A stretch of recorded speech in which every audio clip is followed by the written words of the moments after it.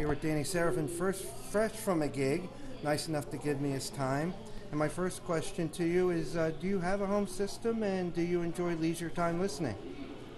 Yeah, I tell you what, I probably spend most of my time listening on my computer, and normally I have a couple systems, one with these large infinity towers, speakers, and or else so I have some Myers monitors, older Myers monitors, But I've been in an apartment for almost 3 years, so I listen to these JBL or Lansing speakers, computer speakers, and with the subwoofer. I guess it's really true of a lot of people, isn't it? I listen with a lot of times with headphones, But I'm getting back into a home, and I plan on getting a really good sound system. Getting nice. my good sound together again, so that I can enjoy the fidelity. Really enjoying. That's great. And what do you think of the resurgence of vinyl? Like, for instance, Transit Authority and Two have come out, reissued, That's what I hear. better cut, that type of thing. I think it's great. I need to pull out my vinyl. My daughter has all my vinyl records. My daughter Taryn. I haven't, I miss vinyl, especially at its purest, In the very end, vinyl was really, the quality was horrible, so you were hearing all kinds of clicks and pops, so there were some of us that were really happy to see the advent of CDs, but there's a warmth of vinyl that you just can't get anywhere else, so I think it's cool. Great. And I understand they're doing it with a much higher quality vinyl. Is that true? Yeah, they are. And the amount of reissues that are coming out now, it's extraordinary. Really? So people are buying turntables, yeah. Wow. There's a bunch of reissue labels, and Mobile Fidelity just came out. They have to be reissuing about 100 titles from Miles Davis to, just regular rock and roll, all kinds of cool. stuff. I think that's really cool. When it comes to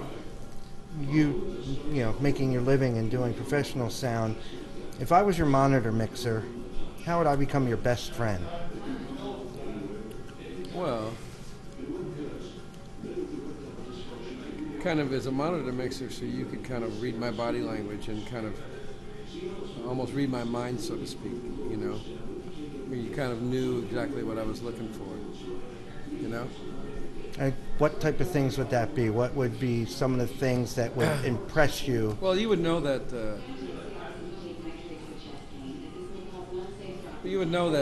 With the balance of how I like a certain amount of toms and the kick, a good amount of kick, but not too much, so that it affects your dynamics, And you would also know that to follow when an instrument turns up, like the guitar, say it turns up, then to turn it down on my headphones, that kind of stuff. And when you do a sound check, how involved in front of the house are you? Well, me personally, not a lot, but our keyboard player, Ed Roth, goes out front a lot. Oh, that's neat. Yeah. And when it comes to being in the recording studio, how involved in the overall production are you? Very involved. Very involved. Oh, very involved. And what type of things concern you? Sonic, the sound of the drums, the sound of the bass, the vocal sound, the balance of the background vocals, the balance of the horns, all facets, Great. And what do you think of the evolution of people carrying iPods around with them all the time, and people downloading songs instead of full records? Well, that's its good and it's bad.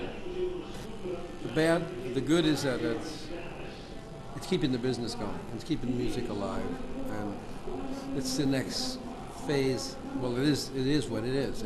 It's what everybody's doing. The bad part is that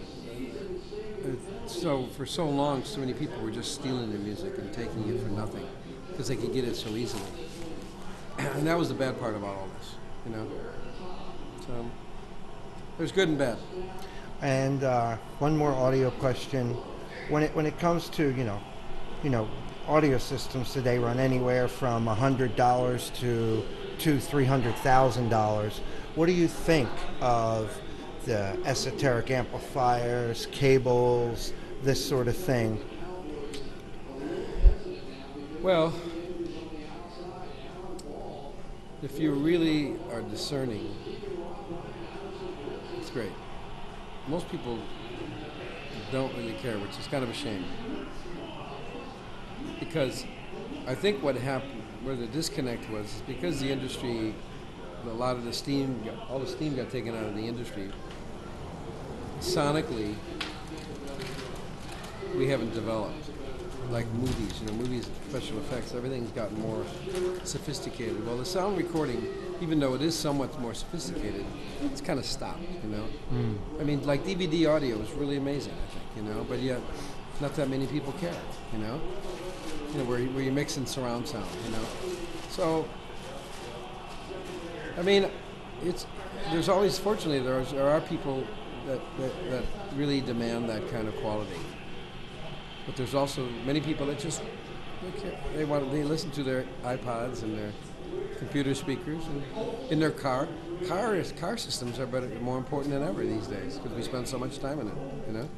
Do you think in any way that the people that are, quote, more discerning are getting more out of the music than the people that just walk around with an iPod and hear it in their car while driving? No, they get different. They get more out of the sound of the music. But they don't necessarily get more out of this, the feeling, the spirituality, or the lyrics, So no, not really, no. Because I mean, when you think about it, when you have it in your head like that, there's nothing quite like that, Yeah, it's hard to get away from it. Well, it's just, it's more, you're feeling it even more.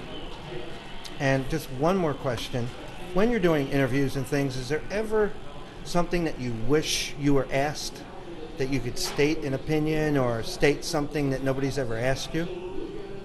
No. No? I'm pretty happy. Cool, that's nice. I'm glad you're happy. Thank you, Danny. I appreciate your time. You're welcome.